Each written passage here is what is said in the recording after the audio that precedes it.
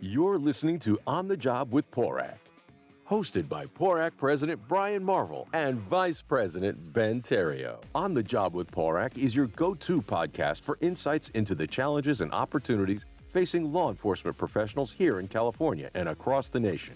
Our goal is to provide an inside look at these issues from the perspective of officers who risk their lives to protect and serve their communities. Welcome to On the Job with PORAC, your inside track to the world of law enforcement. I'm Brian Marvel, President of PORAC, joined by my co-host, Ben Therriault, Vice President of PORAC. Today we're diving into California's Penal Section 830. Who exactly is a peace officer? What powers do they hold? And why the current structure might need reform. We'll parse the complexities with our guest, Manny Alvarez, who is the Executive Director of the California Commission on Peace Officer Standards and Training, POST, exploring categories, authorities, and potential simplifications to better serve officers, agencies, and the public. So thanks for coming in, Manny. Really appreciate it. Thank you for including me. Yeah, no doubt. We love working with you. We think you do a fantastic job over at Post. It's just been obviously pretty hectic over the last 8 to 10 years.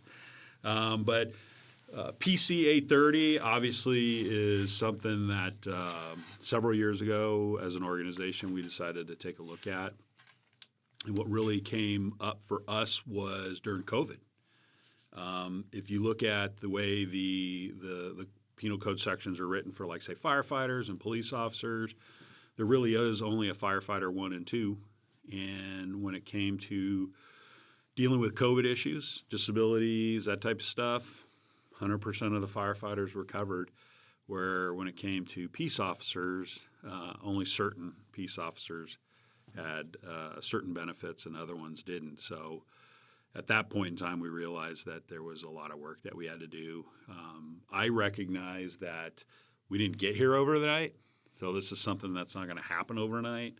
But we're probably at the point now where we should probably take a hard look at those 39 classifications. And is there anything we can do to maybe shrink it down, maybe recategorize them, put in different categories, a group in a category? I mean, I think at this point we're open to anything. And I know when I talked to you a while back about it, you were saying that Post was actually taking a look at it. And happy to hear that, because we want to be a partner with you on this. Recognizing this is not going to be an easy task. It's so layered into so many codes, professional codes, welfare and institutions. Yeah. I mean the bureaucratic, creep, so to say, is kind of really gone on a lot over the years, and so you have all these different variants. So I'm kind of curious, just what PC 830, to you, like, how do you best explain it to the regular public? Sure. So Penal Code 830 kind of hits on 3 different things.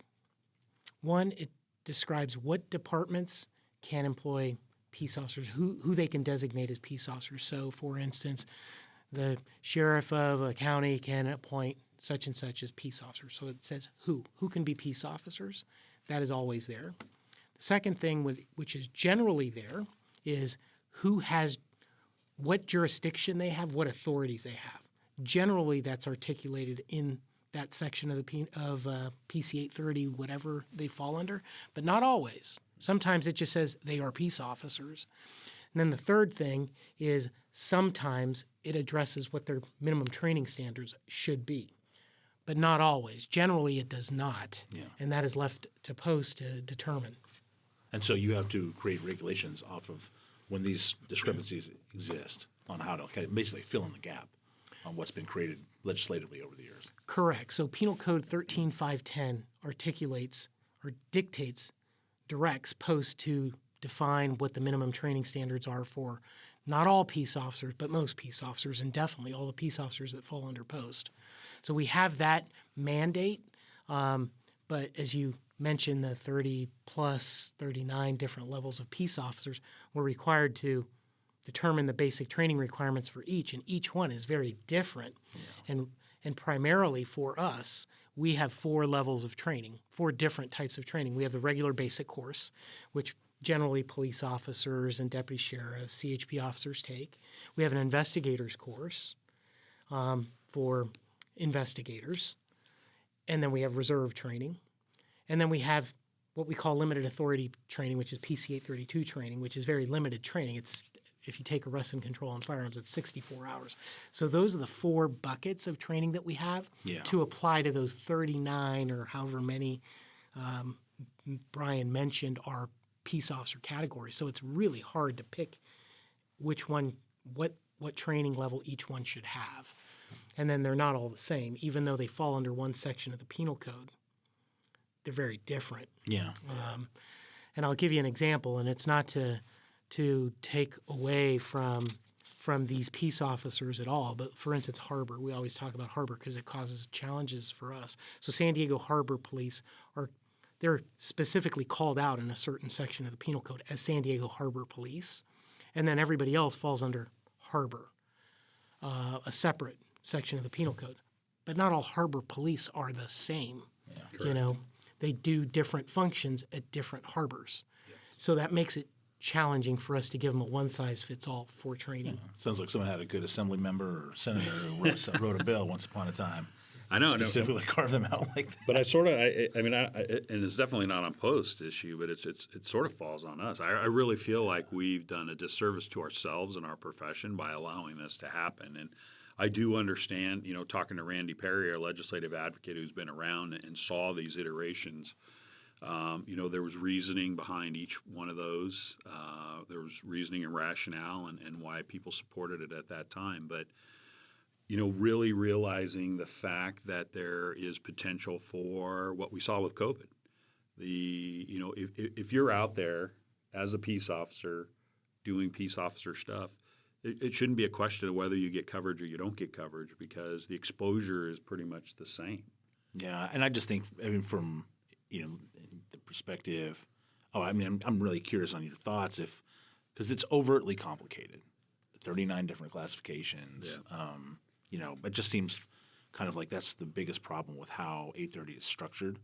It just should not be so multi-layered, and I just think it's an awful lot to ask for anyone working at Post, a regulatory agency, and then you being the head of it to manage. It just seems like a lot of somebody carrying so many different plates, and asking for kind of like a training perfection, like a broad sweep of everything to be standard. It's like I think that's an awful hard ask for Post and Post staff.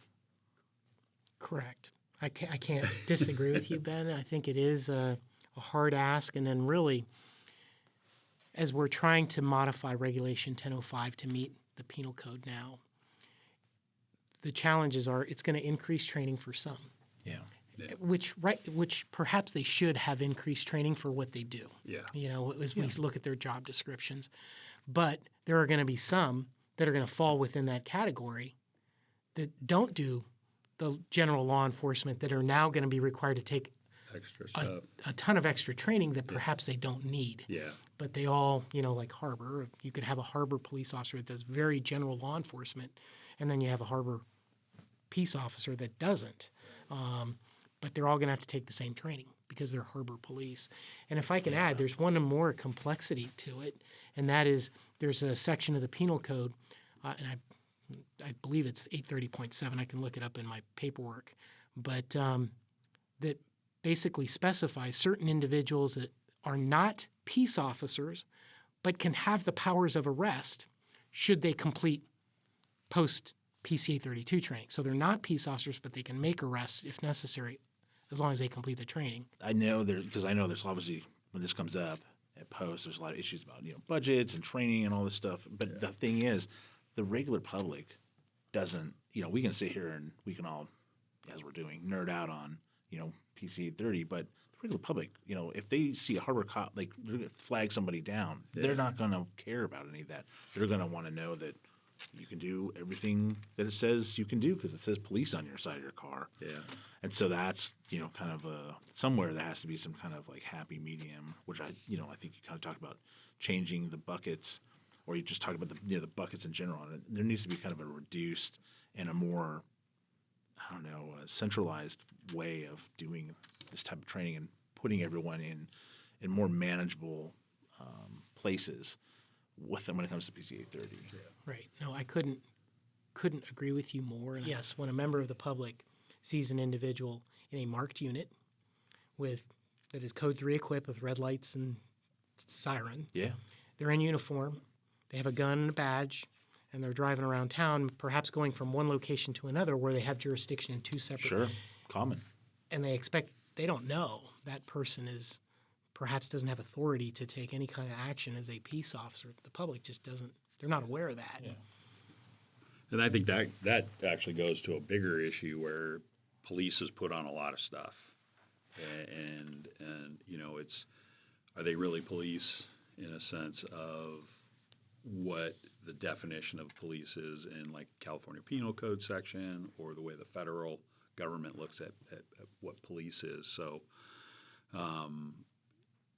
it's super complicated. And like you said, the fact that you have 4 different types of schooling, training, academies with different sets of hours. I mean, me personally, I think the police academy should be a lot longer than it is, especially in today's environment and the amount of work that's required of peace officers. So I guess with Post looking at it, how do you – so I know Post is looking at the PCA 30 section. You've already – and if you don't know, Ben's a commissioner. He sits on the commission, and I know they're reviewing this. How does Post take a look at this? Like you talked about some of these laws, and do you convene experts to come together? Do you talk about it? Do you meet with people around the state to determine exactly who's going to fall in what training bucket now with the changes to the regulation 1005? So yes, it's a combination of all those things. So approximately just over a year ago, we sent out a survey to the field asking what section of the penal code their peace officers fall under, and what minimum training they require of them. Obviously, we hold workshops to, from including the harbor and probation, parole, all of those entities. We've held 2 of them this year to determine, hey, what is the basic level of training that you feel you should have to do your job function? So we've had 2 of those so far this year. Obviously, we've had a number of conversations with our commission to address the issue. And now we're seeking feedback, obviously, from the law enforcement associations as to what they feel the right level of training should be for all of the different peace officers. I know that we've sent a letter to PORAC is one of the 5 law enforcement agencies that we're requesting feedback from. And then obviously it'll go out for public comment to see what everyone has to say before we bring it back to the commission. So I guess with all of the peace officers and the delineation that we're seeing now, based on your expert opinion or just on your thoughts being as the executive director of Post, do you feel that consolidation would be a benefit for not only the locals and the counties, but for as a state as a whole? Absolutely. I do. Okay. I do. I mean, I think California is an anomaly when you look at other states that have 3 or 4 levels of peace officers. And when we have four different types of training, basic training for peace officers, that is also an anomaly. Most don't have 4. There's 1 or 2 or 3 for corrections and limited authority and general peace officers. Everybody kind of completes the same type of training. So, yeah, that would help. And really what we're trying to do now is we're going through the penal code and assigning what the minimum basic training should be for each of the different penal code sections. And that's what is in that proposed regulation.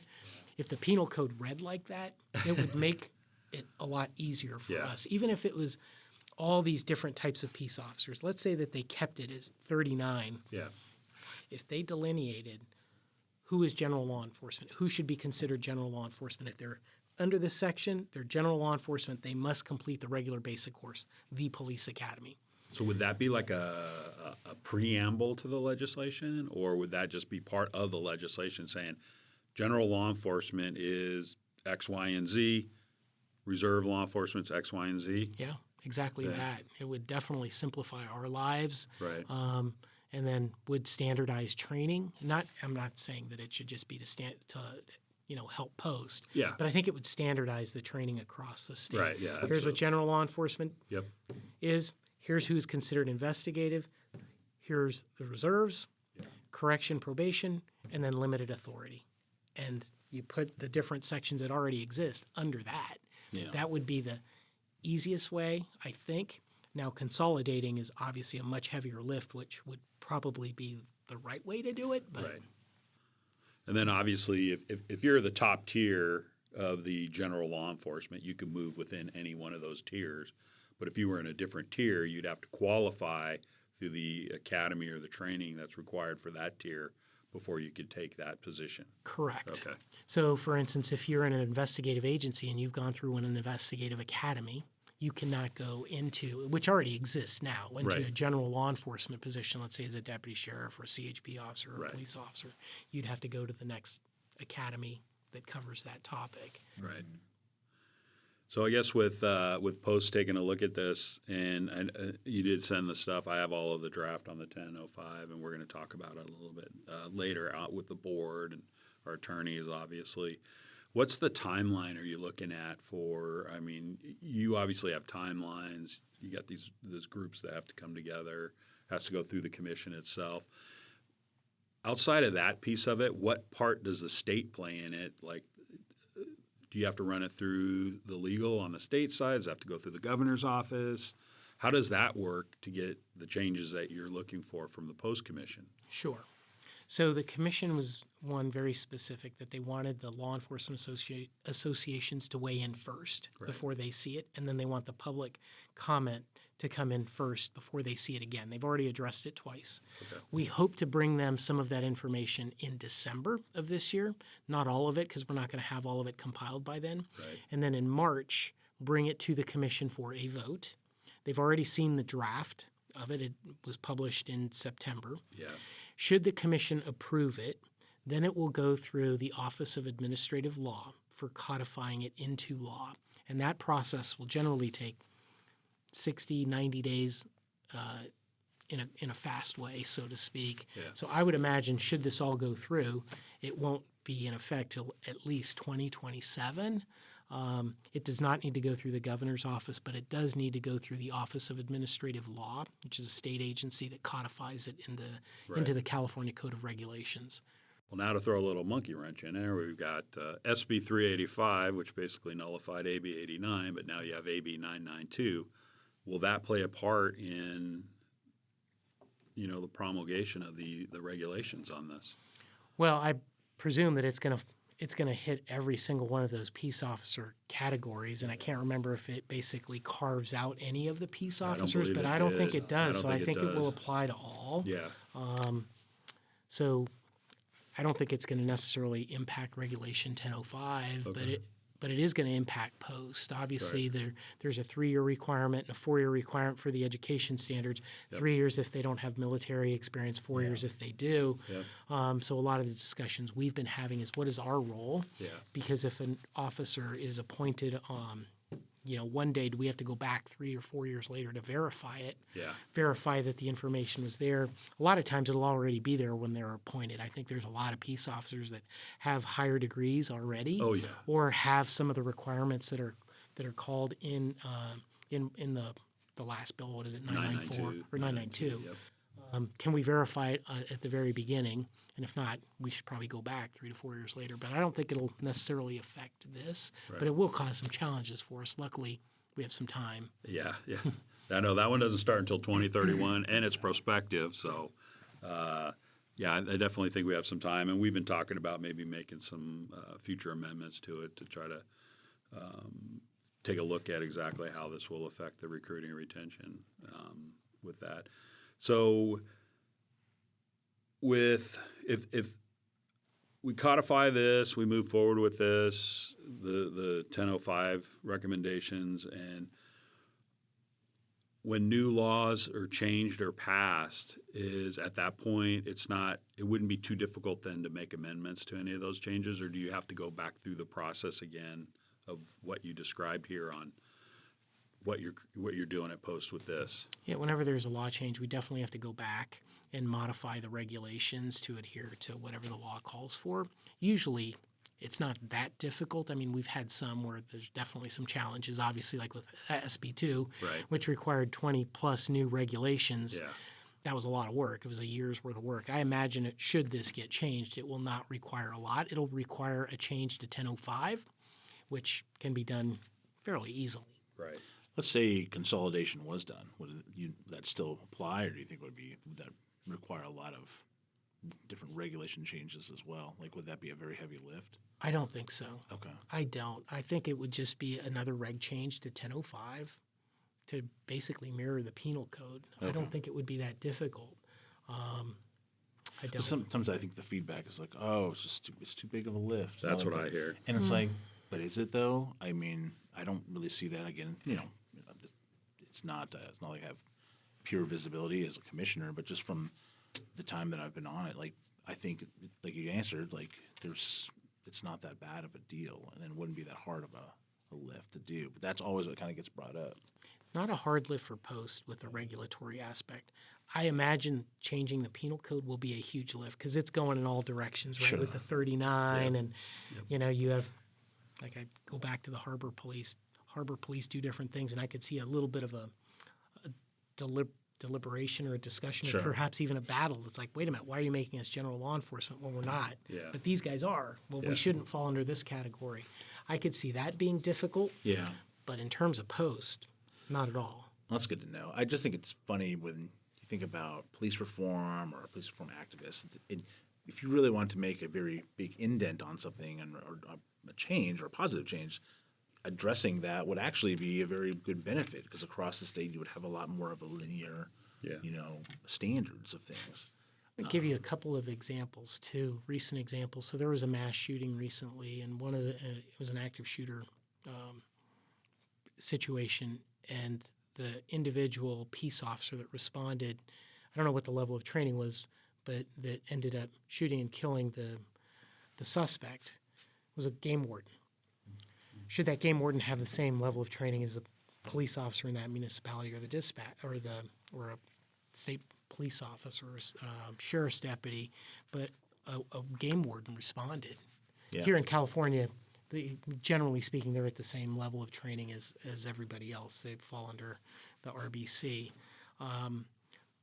But as you look at how, especially like 830.2 and primarily 830.35, they have very limited authorities. It basically says this is your authority. If you needed to pull them back for a fire or an earthquake to help them support that mission, they're not peace officers under the penal code. Yeah. Unless there's an executive order or an emergency order by the governor, they don't have peace officer jurisdiction because they have a very, very limited role. Yeah, and that brings up, obviously, I think game wardens should be at the highest level because, when you see them out there, they actually, I think, have a very difficult job in a sense that they do a lot of stuff by themselves. Mm-hmm. They don't necessarily always have the cover officers that say, like Ben and I would have in our municipality, sort of like the sheriffs out in the rural areas doing patrols by themselves. Fortunately, in California, they are. So like state parks and state fish and wildlife, they are. And in fact, there was an officer-involved shooting in Truckee just last year where the first responding officer was a state parks officer, if I recall correctly, that handled that situation. Yeah, and it just, look, California's almost like its own country sometimes, and how big it is, logistics, the issues that it has with topography and natural disasters and stuff. So, like, to have these, it's just always a matter of time before the next calamity of sorts is going to happen. And so you have to have all these different types of levels of activations. And then it's like, well, these people are going to be trained to level. Like, if we did have a major earthquake, let's say in the Bay Area or Southern California and Los Angeles, and you have to activate these folks, but how well equipped are they going to be to deal with, legal issues that still pertain and exist during, whatever is going on? The answer is they won't. They won't have it. They'll be very limited in their understanding and the potential for further problems to come from that.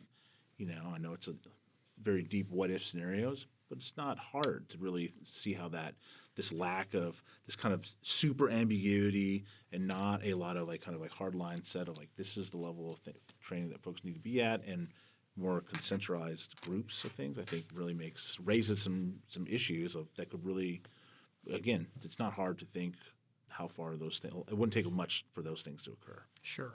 And even if they have the same level of training, if they're not designated as, if they're limited authority peace officers, they take on some liability, right? Yeah, absolutely. Because they're out there doing a function that the penal code doesn't give them authority to do. Yeah. And, do they have some, defense mechanism, so to speak, to protect themselves from lawsuits and, whatever it may be. So it's not just the training, but obviously that is a key component. Yeah. So I guess with these changes and obviously the stuff that we're going to be working on, overall is, I don't know, I guess Post is always ready to deal with the legislative piece of it and the consolidation, really trying to figure out how to make it more efficient to become a peace officer in the state of California and provide those protections in instances like we saw with COVID or, some of the disability coverages and presumptions that people have. And I think when you have all of these different levels of certification outside of the post issue and the training issue, you have like the retirement benefits through CalPERS. It just, to be able to finally take a look at this and say, hey, this needs to be fixed and changed, I think is something we're moving in the right direction. Yeah. And is something that will obviously have to take some time to work through this. I'll probably be gone. We may all be gone at this table when it gets done. But I agree, I'm assuming you've done research around the United States, and California is this one-off with the way that we do things, which is unfortunate because I'm sure there is, and I guess really this is the question I wanted to ask, out of all, I don't know how many states you reviewed for how they handle peace officer certification or how they categorize peace officers. What did you find to be like maybe the most efficient or what appeared to be the best way of handling peace officer status in a state? Yeah. So I would definitely say that we are different. And we always say, yeah, we're different. And everybody says that about California. Yeah, you guys are different. Yeah. Sometimes in a good way, sometimes not in necessarily the best way.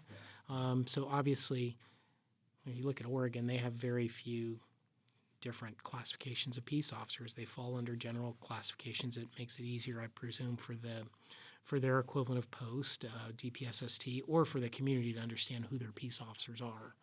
Right. I think the thing that also makes us different is we do have the highest standards. I mean, we do. There's still states out there that allow an individual to be sworn as a peace officer without having any training, and they can be a peace officer for a year before they go to an academy. So we are different in that way. And I always say it. I know I say it at your annual conference and at other meetings that I go to. We definitely appreciate what your members do, what the peace officers in California do, the harbor police, the DA investigators, CHP officers. They are the best trained anywhere in the state, and I think perform the best by far. And I'm not just saying that. I think if you look to other states and ask them the same question, they would say, hey, California is the best of the best. Yeah. So I appreciate what your members do day in and day out. But yeah, I think it would be easier if it was not this mishmash of everything and everybody's just trying to figure it out, both us, the departments trying to figure out what their authorities are, and really what the public should expect from a peace officer and what authorities they have. Shouldn't be that complicated where they have to look it up. If they're on the side of the road and they see somebody drive by, they don't know if that person's a peace officer to help them or not. Yeah. Yeah. Yeah. the part that you talked about being sworn in and being a cop before they even go to the academy. Yeah, I mean, that hasn't happened in California since like the 80s, and the fact that that's even a thing anywhere in the United States is absolutely bananas. Especially after what we've gone through. Yeah, and that's what happens a lot is that other things in other places get superimposed here, and it's like, well, that's not who, that's, we have better standards of training. That's why we don't have the reciprocity is one way, not vice versa, not both ways in a lot of cases. And it's just, I don't know. When my time as a baby cop to decades later now, like my understanding, it's always been a complicated thing. It's like it's never made any sense. Like it's almost like if I was getting a visual representation of what to navigate, PC 830 be like one of those maze labyrinths that you have to like draw around, because that's what it feels like. It's just absolutely I think it's just spun out of control over the years. And I understand why, all these decades of little small places of people like, well, these people are going to have this coverage, and these people are going to be required for this, or my water district, we can have some cops here. And it's like, why? And it's kind of just like spun out of control. And I think it's really something that it needs a good look at. And I'm glad we're going to be kind of starting to, like I said, I don't expect it, like you said, to flip a light switch and it's going to change overnight, but we need to start working towards, I think, a more manageable system. And this brings up two issues that are obviously for another topic, and that is, I think anybody that falls under the PC 830 section should fall under post, and post should know about them. And then and we've had conversations about this, anybody who wants to create a law enforcement agency should have to, I'm not saying post could be the arbiter of whether they can or they can't, but I think post, it should be a check the box that it goes through post to determine whether they qualify to have a law enforcement agency, because as we've discussed, there's been a few places out there where they're like, I don't think they're supposed to be cops. Yeah, no, I appreciate you bringing that up, Brian. SB2 has brought to light, a number of law enforcement agencies that really we were unaware of because they didn't fall under post, and generally they're small. But the penal code is so confusing that when we have them come to us because of Senate Bill 2, it's like, all right, well, who are your peace officers and what section of the penal code do they fall under? And it's like, oh, they're 830 point whatever. And it's like, but after the attorneys get involved and start looking at it, it's like, well, wait a minute, they don't fall under that section of the penal code. They fall under a different section. Or worst case scenario, as you pointed out, and we've had, I believe, 3 instances in the last 12 months where they've come forward and it's like, wait a minute, the attorneys have just reviewed it. Now your attorneys are involved, and we don't think you're allowed to have a police department. Well, we've been operating for 10, 15 years. It's like, we don't think you have the authority. And generally speaking, in all 3 of those instances, their attorneys have come back and said, yeah, you're right. And they've had to disband and become, public officers or something else. Yep. So I couldn't agree with you more, Brian. Yeah. And I appreciate those conversations that we've had. I don't necessarily think it should follow the post. If it does, it does. But there should be some authority 100%. Within the state that says, you're entitled to, and here's where your peace officers fall under. Yeah. At a bare minimum, there should be a couple check the boxes outside of the organization making that determination. If the organization wants to move forward, then they take on that liability. But the reality is like, oh, you know what? It's been reviewed by outside entities that are they're knowledgeable, they have the experience and the professionalism to determine whether they qualify for one or not. So therefore, they're giving you advice that, hey, you can have an agency. They fall under XY penal code section, or no, you shouldn't have one.